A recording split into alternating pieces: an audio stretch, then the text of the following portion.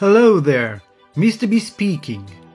Bonjour à vous chers élèves et bienvenue dans cette vidéo consacrée aujourd'hui aux questions en anglais. En anglais comme en français, il existe deux types de questions. D'une part, les yes-no questions, en français on parle de questions fermées ou questions totales, auxquelles on ne peut répondre que par oui ou non, yes or no, ou des expressions équivalentes. Of course, bien sûr, of course not, bien sûr que non, indeed, en effet. D'autre part, les WH questions, en français on parlera de questions ouvertes ou partielles, qui servent à demander des renseignements précis. Voyons d'abord les yes-no questions. Elles sont toujours formées de la même façon. La question commence toujours par le pivot, on parle aussi d'auxiliaire, suivi du sujet, puis du verbe et d'éventuels compléments. En voici quelques exemples. Were you born in Yorkshire? Have you got any pets? Do you have any brothers or sisters? Can you play the piano? Vous remarquez que l'intonation des yes-no questions est toujours montante. Pour la réponse, on doit obligatoirement reprendre le pivot. Par exemple, Do you live in London? Réponse affirmative, Yes I do. Réponse négative, No I don't. Vous remarquerez que le sujet pivote autour du pivot, d'où son nom. Voyons maintenant les WH questions. Puisqu'elles servent à interroger sur une information précise, elles commencent toujours par un mot interrogatif qui indique sur quel type d'information porte la question.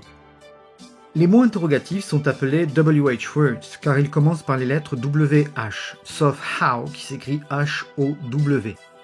Les lettres WH sont quand même présentes. Commençons par un rappel sur les WH words. Who sert à interroger sur la personne, sur l'identité. Who's speaking? Who are you talking to? Whose sert à interroger sur le possesseur d'un objet. Whose book is this?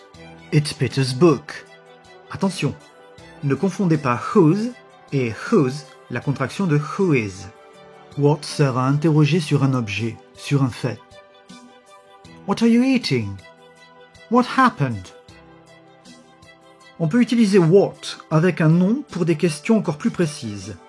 Par exemple, What color do you like? Pour interroger sur la couleur. What time is it? Pour interroger sur l'heure. What kind of dog do you have? Là, j'interroge sur la race de chien. Which, suivi d'un nom, sert à interroger sur un choix. Which sport do you prefer? Rugby or tennis? Where sert à interroger sur le lieu. Where were you born? Where do you live? When sert à interroger sur le moment, sur une date. When were you born? Why sert à interroger sur la cause, la raison. Why is she crying? Because she's sad. What for sert à interroger sur le but d'une action. What did you see the boss for? To get a better pay. Attention, ne confondez pas why et what for que nous traduisons tous les deux par pourquoi en français. Why are they training? Because there's a marathon next week. What are they training for? To win the marathon next week. Enfin, le dernier WH word, how. Seul, il sert à interroger sur la manière dont on se sent. How are you, Tom? I'm fine, thank you. Ou dont on fait les choses. How do you go to school? I go to school by bus. Mais how peut se combiner avec des quantifieurs. How much, par exemple, pour interroger sur le prix. How much is it? It's 10 pounds. Ou sur une quantité. How much orange juice did you buy? 2 liters. Ou bien how many, qui sert à interroger sur le nombre. How many cookies did you eat? How se combine également avec des adjectifs. How old, pour interroger sur l'âge.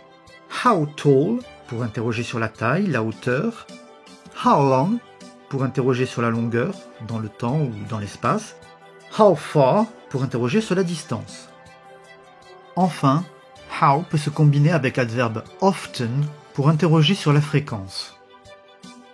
How often do you go to the dentist? I go twice a month. Voyons maintenant l'ordre des mots dans une WH question. Le schéma des questions en anglais est très régulier, donc les WH questions ont la même forme que les yes-no questions, à ceci près qu'elles commencent par un WH word. L'ordre des mots sera donc le suivant: mot en WH, suivi du pivot, puis du sujet, puis du verbe, et d'éventuels compléments. Attention, parfois le mot en WH est le sujet de la question. Exemple: Who discovered America in 1492? Christopher Columbus discovered America in 1492. What happened in 1492? Christopher Columbus discovered America. How many children are coming to the party? Dans ce cas, l'ordre des mots est le même que dans une phrase affirmative, c'est-à-dire sujet, verbe, complément.